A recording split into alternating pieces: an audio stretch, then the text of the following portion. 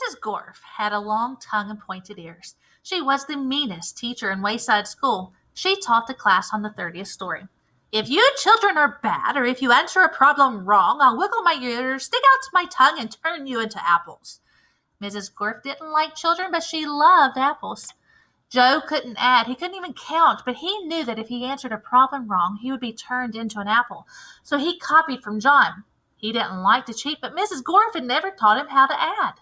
One day, Mrs. Gorf caught Joe copying John's paper. She wiggled her ears, first her right one, then her left, stuck out her tongue and turned Joe into an apple. Then she turned John into an apple for letting Joe cheat. Hey, that isn't fair. John was only trying to help a friend, said Todd. Mrs. Gorf wiggled her ears, first her right one, then her left, stuck out her tongue, and turned Todd into an apple. Does anybody else have an opinion? Nobody said a word. Mrs. Gorf laughed and placed the 3 apples on her desk. Stephen started to cry. He couldn't help it. He was scared. I do not allow crying in the classroom. She wiggled her ears, first her right one, then her left, stuck out her tongue, and turned Stephen into an apple. For the rest of the day, the children were absolutely quiet, and when they went home, they were too scared even to talk to their parents. But Joe, John, Todd, and Stephen couldn't go home. Mrs. Gorf just left them on her desk. They were able to talk to each other, but they didn't have much to say. Their parents were very worried, They didn't know where their children were. Nobody seemed to know. The next day, Kathy was late for school. As soon as she walked in, Mrs. Gorf turned her into an apple.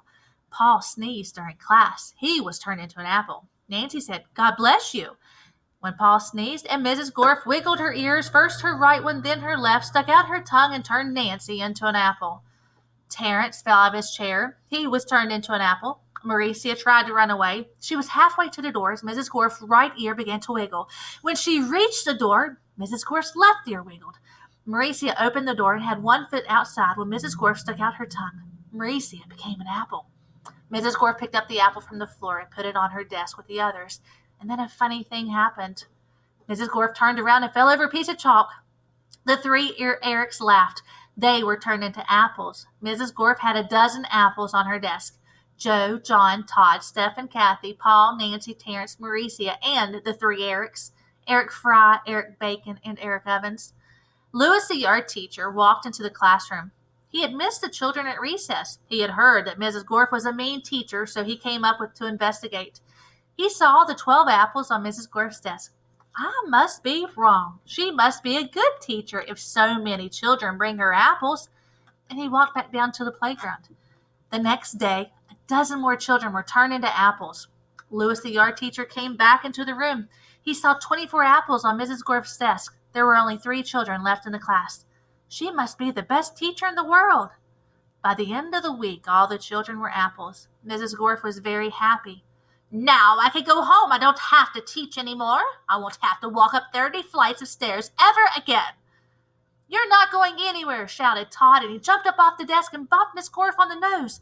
The rest of the apples followed. Mrs. Gorf fell on the floor. Apples jumped all over her. Stop or I'll turn you into applesauce! But the apples didn't stop, and Mrs. Gorf could do nothing about it. Turn us back into children, Todd demanded. Mrs. Gorf had no choice. She stuck out her tongue, wiggled her ears, this time her left one first and then her right, and turned the apples back into children.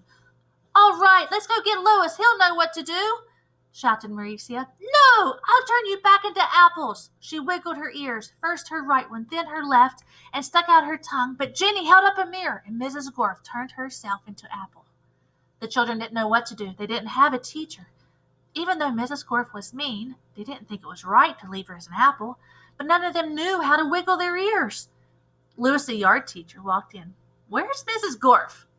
Nobody said a word. Boy, am I hungry. I don't think Mrs. Gorf would mind if I ate this apple. After all, she always has so many. He picked up the apple, which was really Miss Gorf, shined it on his shirt, and ate it.